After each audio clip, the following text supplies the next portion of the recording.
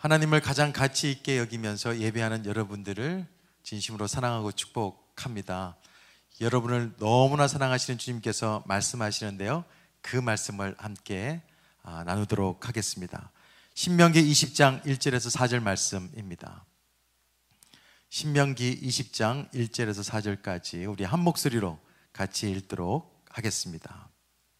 시작. 내가 나가서 적군과 싸우려 할 때에 말과 병거와 백성이 너보다 많음을 볼지라도 그들을 두려워하지 말라. 애굽 땅에서 너를 인도하여 내신 내 하나님 여호와께서 너와 함께 하시느니라. 너희가 싸울 곳에 가까이 가면 제사장은 백성에게 나아가서 고하여 그들에게 말하여 이르기를, 이스라엘아 들으라. 너희가 오늘 너희의 대적과 싸우려고 나왔으니 마음에 겁내지 말며 두려워하지 말며 떨지 말며 그들로 말미암아 놀라지 말라. 너희 하나님 여호와는 너희와 함께 행하시며 너희를 위하여 너희 적군과 싸우시고 구원하실 것이라. 아멘.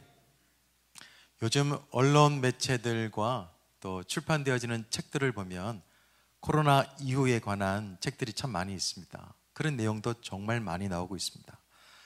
포스트 코로나 시대에 관련된 전망들이 나오고 있는데요, 내용들은 이렇습니다. 예전과 같은 일상으로 돌아가기는 어렵다. 오래된 규칙들은 다 산산조각 난다. 그리고 새로운 규칙은 아직 쓰여져 가고 있다. 아무런 준비가 없으면 그렇게 또 넋놓고 살다 보면 생존의 위협을 받을 수밖에 없을 것이다. 이런 예측이 나돌고 있습니다. 새로운 시대를 준비하지 않으면 엄청난 고통이 따를 것이라고 하는 이야기들이 아주 즐비합니다. 그래서 세상을 잘 보게 되어지면 아마 전운이 감도는 것을 느낄 수 있을 것입니다. 지금도 그렇지만 앞으로는 더더욱 이 현실은 매일이 전쟁터가 될 것입니다. 세상은 어떤 곳이냐? 환경에 가장 잘 적응하는 존재만 살아남는다라고 하는 적자 생존, 진화론적 가치관에 있습니다. 그 위에 있어요. 그러다 보니까 다른 사람들을 이겨야지만이 살 수가 있습니다. 그래서 사기를 치더라도 자기만 살아남을 수 있다면 그렇게 산다고 합니다. 무한 경쟁이에요. 적자 생존입니다. 근데 어떤 사람들은 인생에 대해서 이렇게 말하죠. 아프리카의 초원과 같다. 초원에 태양이 탁 뜨게 되어지면 한쪽에서는 누군가가 잡아먹기 위해서, 또 누군가는 잡아먹히지 않기 위해서 쉼없이 뜁니다. 이리 뛰고 저리 뛰어요. 결국에는 먼저 지치는 쪽이 죽습니다.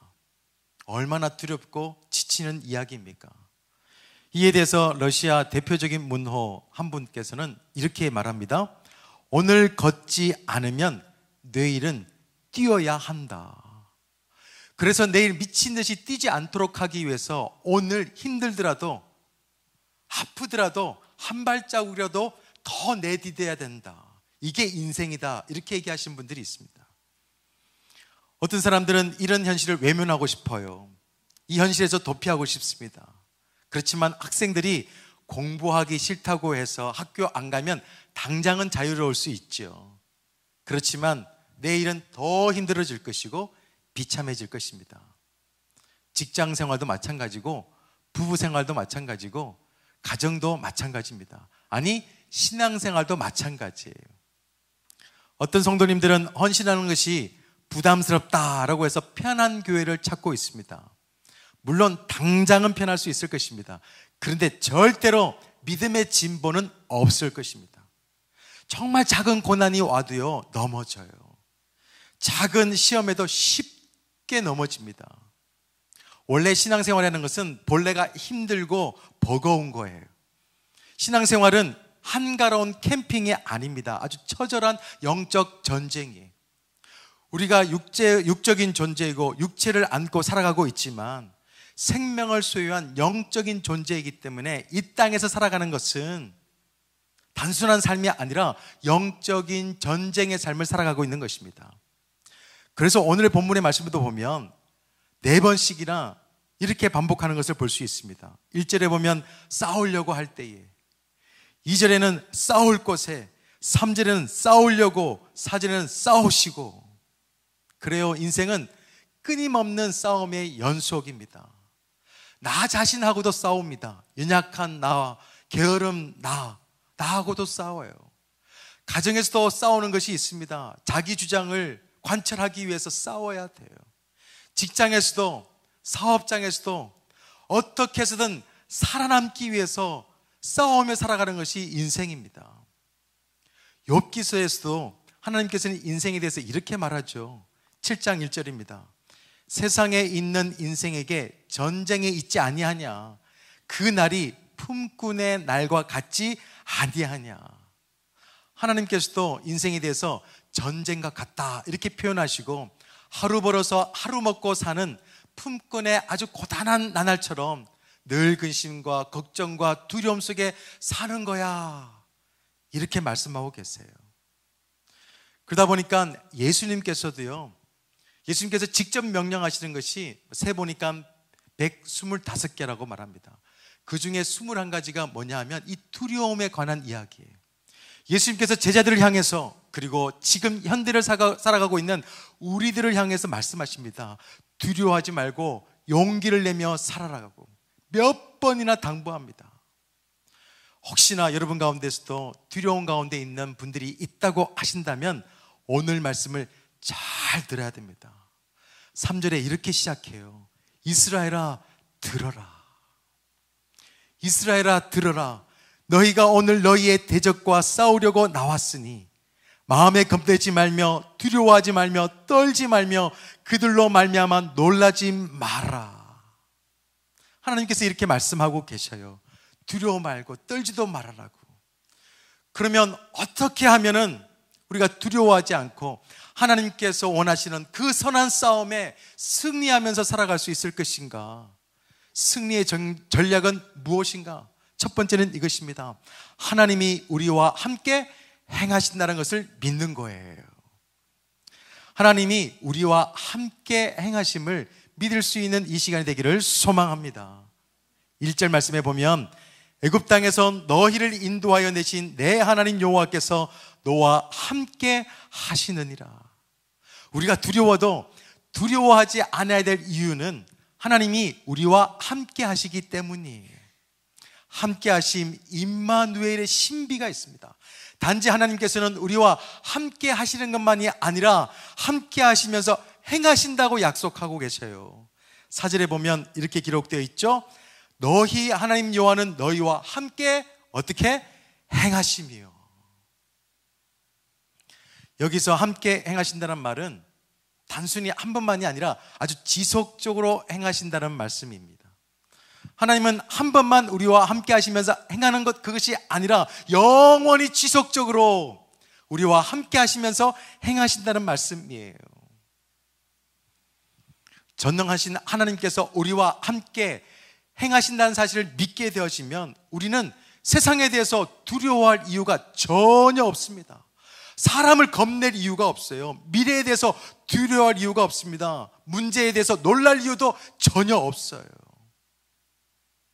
그렇지만 우리의 삶을 돌아보면 믿음을 가지고 살아가고 있지만 두려울 때가 있고 놀랄 때가 있습니다. 그것은 우리에게 닥쳐온 환경과 상황 때문이만이 아니에요. 창조주 하나님께서 나와 함께 행하시고 있음을 믿지 못하기 때문이에요.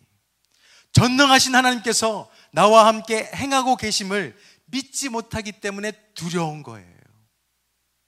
간혹 어떤 성도님들께서는 자신이 이러한 믿음이 없음을 인정하지 않고 힘든 환경에 방치한 하나님을 원망하시는 분들이 없지 않아 있습니다. 어떨 때는 분노까지 합니다.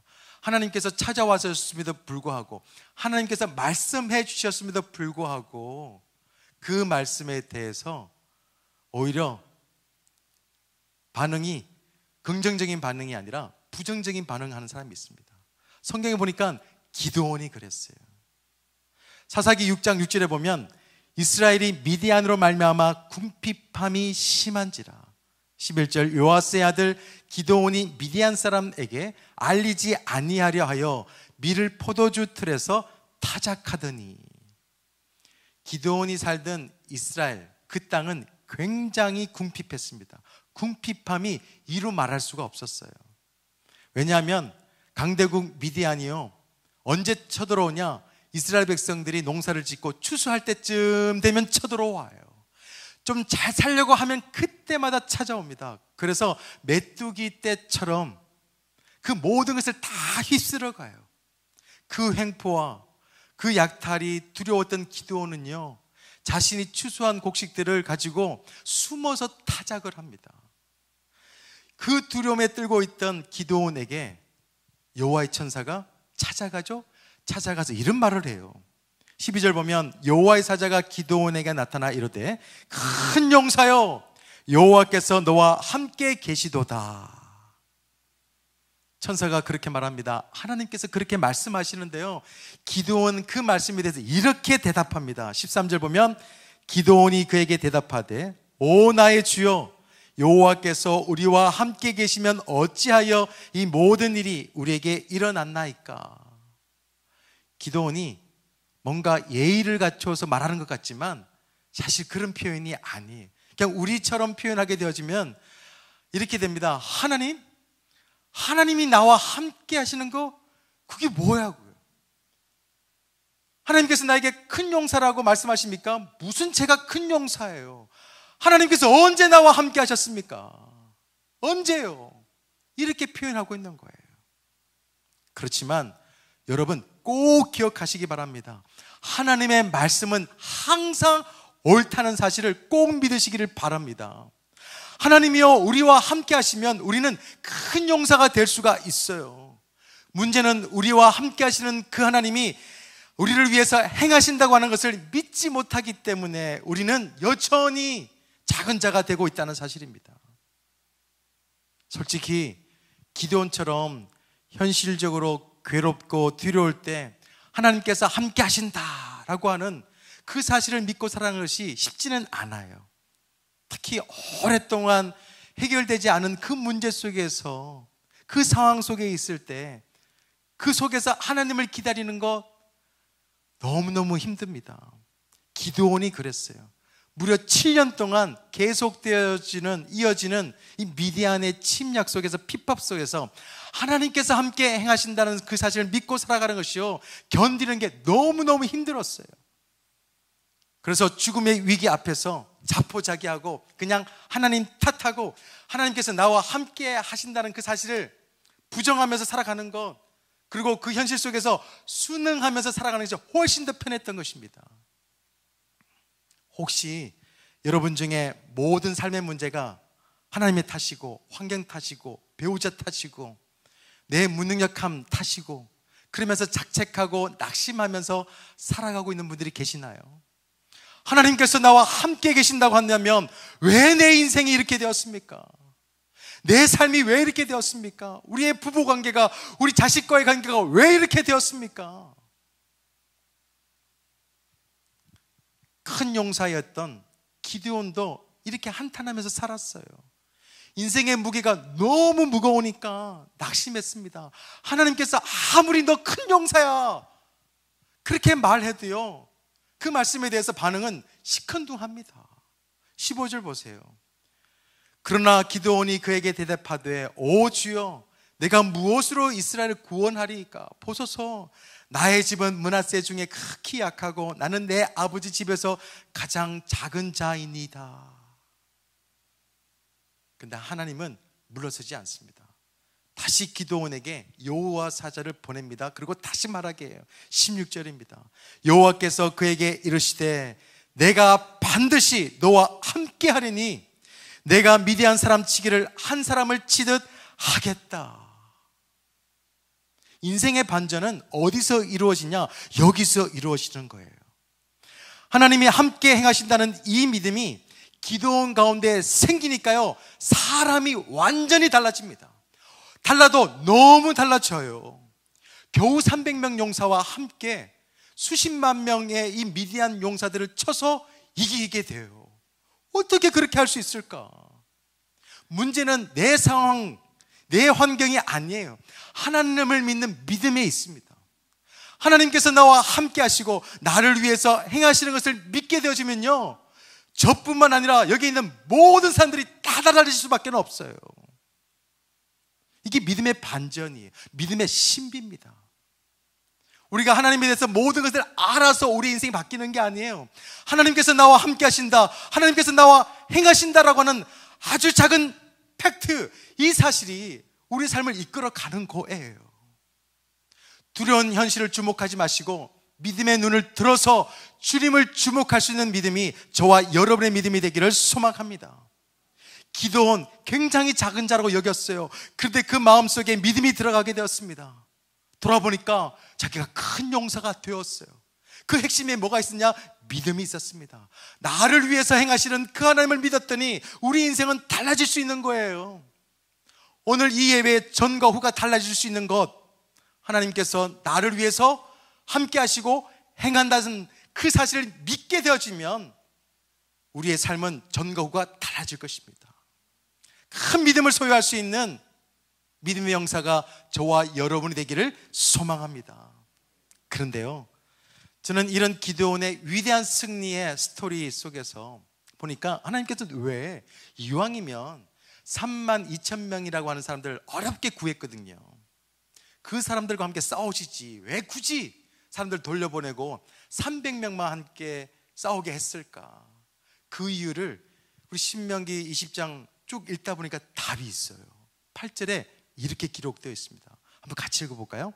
시작. 책임자들은 또 백성에게 말하여 이르기를 두려워서 마음이 허약한 자가 있느냐? 그는 집으로 돌아갈지니 그의 형제들의 마음도 그의 마음과 같이 낙심될까 하노라. 네, 믿음이 얼마나 중요한지를 알려주고 있습니다. 두려움에 사로잡힌 사람들은요, 두려움을 전염시키는 거예요. 믿음을 갖고 있는 사람들은요, 믿음을 전파시킵니다. 함께 하시는 그 하나님을 믿고 담대하게 살아가는 사람들은 함께 걸어가는 사람들이 있어요. 어떤 사람들이냐? 믿음의 용사들이에요. 300용사가 함께 할 수 있습니다.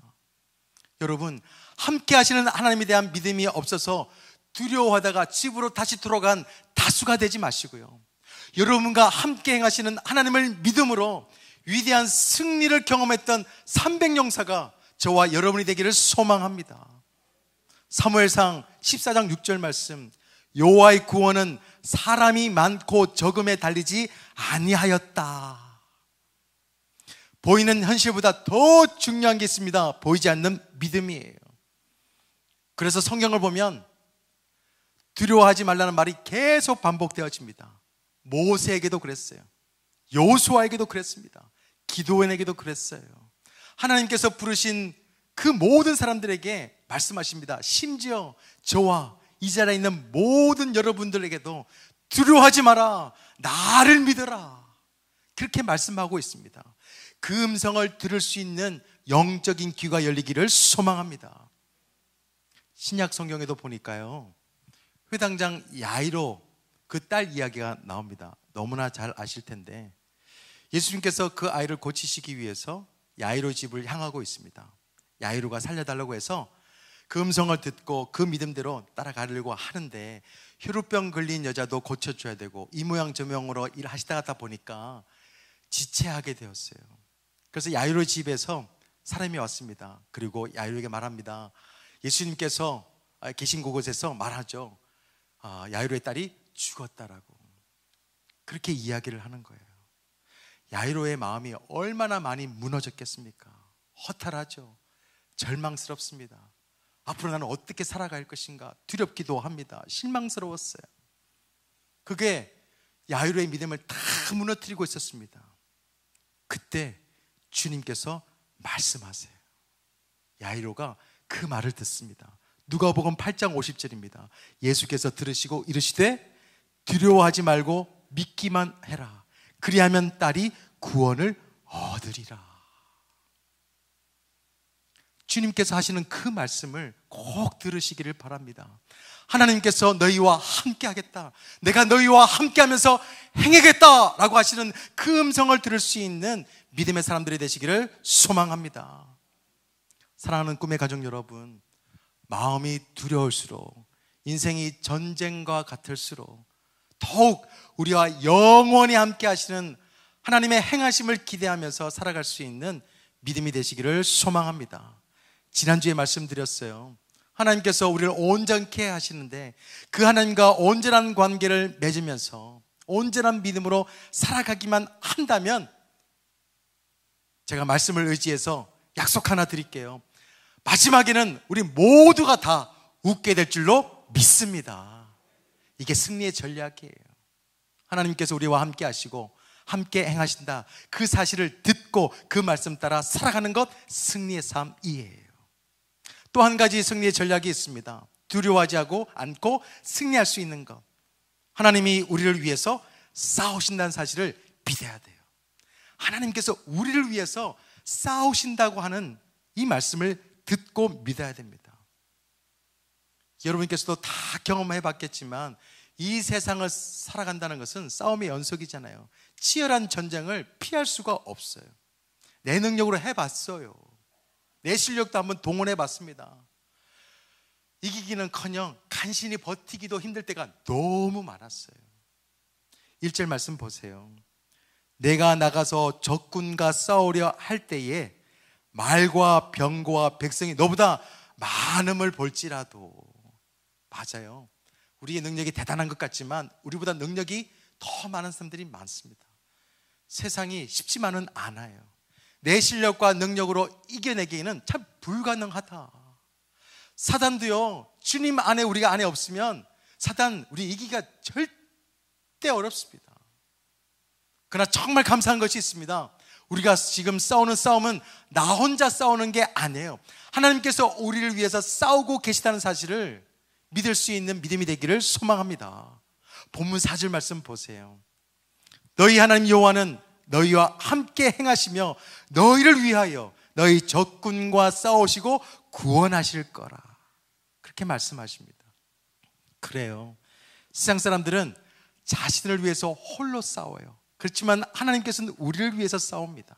세상 사람들은 자신의 이익과 탐욕과 욕심을 위해서 아주 처절하게 싸우지만 하나님께서는 우리의 구원을 위해서 지금도 싸우고 계십니다. 우리는 이걸 알아야 돼요. 하나님은 절대로 우리를 그냥 홀로 두지 않습니다. 그냥 방치하지 않아요. 하나님은 우리를 위하시는 분이시기 때문이에요. 그래서 우리를 위해서 독생자 예수 그리스도를 아낌없이 보내주셨습니다. 우리와 동행하게 하셨어요. 동행하는 것만 만족하지 못하셔서 우리 안에 훅 들어와셔서 내 안에서 살아 역사하고 계시는 거예요.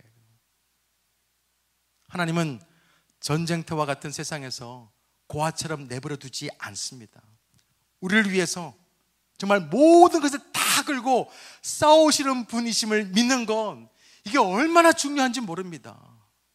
이것이 전제되어지면 내 안에 있는 모든 두려움들이 다 사라지게 되기 때문에요.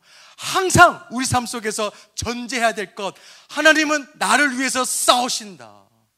이게 전제가 되어야 돼요. 빛이 들어오면 어두움은 사라질 수밖에 없습니다. 믿음이 내 안에 들어오게 되어지면 두려움은 쫓겨날 수밖에 없는 거예요. 믿음과 두려움이 같이 갈 수는 없습니다. 그러니까 사랑하는 꿈의 가족 여러분, 인생이 너무 힘들다라고 더 이상 못 버티겠다라고 투덜투덜거리면서 주저앉아 있지 마시기 바랍니다. 알아요. 처한 상황과 처한 환경이 너무 큰 거 압니다. 그렇지만 오늘 주님께서 말씀하세요. 두려워하지 말라고. 내가 너와 함께 하겠다고, 내가 너와 함께 하면서 싸우겠다고. 그 말씀을 청종하고 듣고 그 말씀을 의지하며 살아갈 수 있는 하나님의 백성, 위대한 상속자가 다 되시기를 예수 그리스도의 이름으로 축원드립니다. 소년 다윗은 정말 모두가 다 두려워서 뒷걸음칠 때 그 골리앗 앞에서요 당당하게 선전포고하잖아요. 하나님을 믿으니까 가능한 사실이었어요. 사무엘상 17장 45절 제가 대신해서 한번 큰 목소리를 읽어볼게요. 다윗이 블레셋 사람에게 이르되 너는 칼과 창과 단창으로 내게 나와 오거니와 나는 만군의 여호와의 이름 곧 내가 모욕하는 이스라엘 군대의 하나님의 이름으로 내게 나아가노라. 오늘 여호와께서 너를 내 손에 넘기시리니 내가 너를 쳐서 내 목을 베고 블레셋 군대의 시체를 오늘 공중에 세워 땅의 들짐승에게 주어 온 땅으로 이스라엘에 하나님이 계신 줄 알게 하겠다. 저는 여러분 모두가 다윗처럼 우리를 위해서 싸우시는 하나님을 믿고 담대하게 원수들에게 선전포고할 수 있는 믿음이 되기를 소망합니다.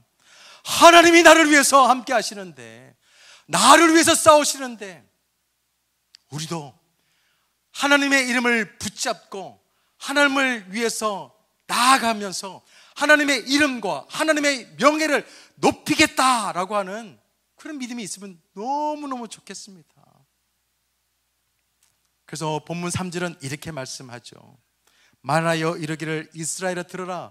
너희가 오늘 너희의 대적과 싸우려고 나왔으니 마음에 겁내지 말며 두려워하지 말며 떨지 말며 그들로 말미암아 놀라지 마라.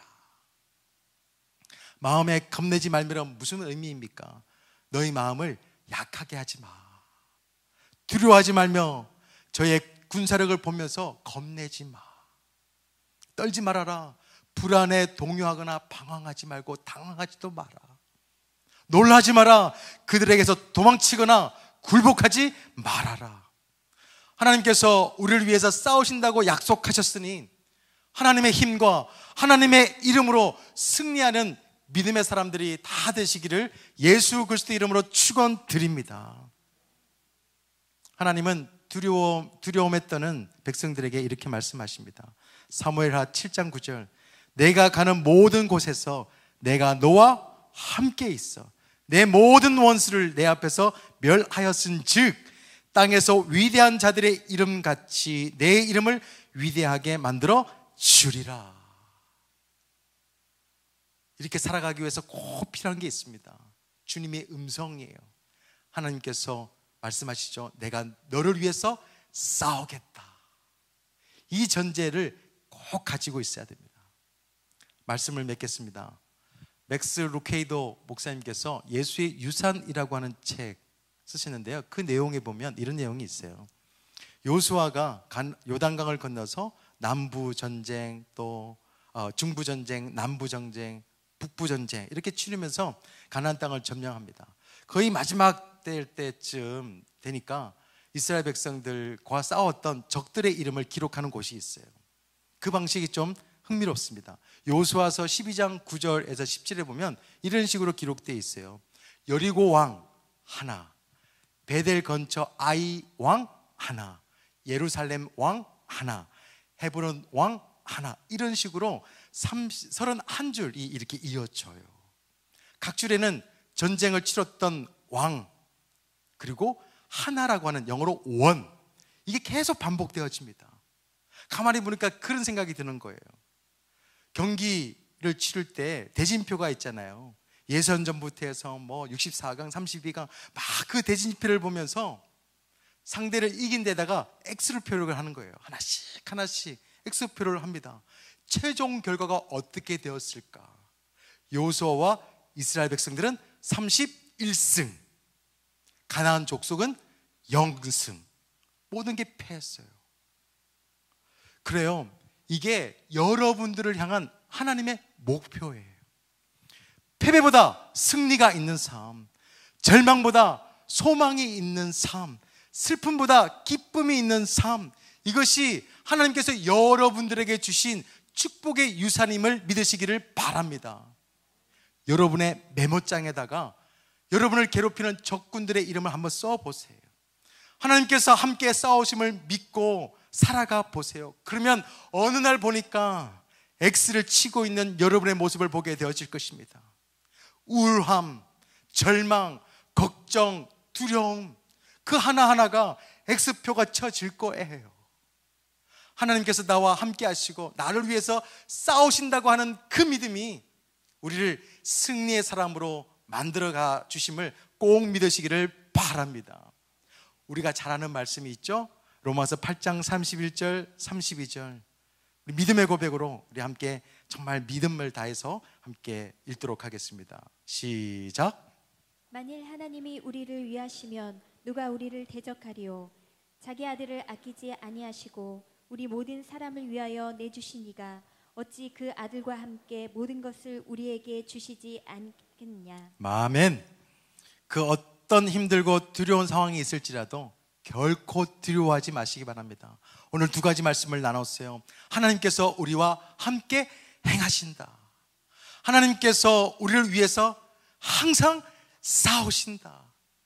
비급한 신앙이 아니라 당당한 믿음과 신앙으로 살아갈 수 있는 한 주간의 삶, 평생의 삶이 되시기를 예수 그리스도 이름으로 축원드립니다.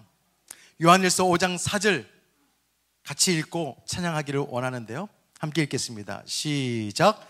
무릇 하나님께로부터 난 자마다 세상을 이기느니라. 세상을 이기는 승리는 이것이니 우리의 믿음이니라. 할렐루야.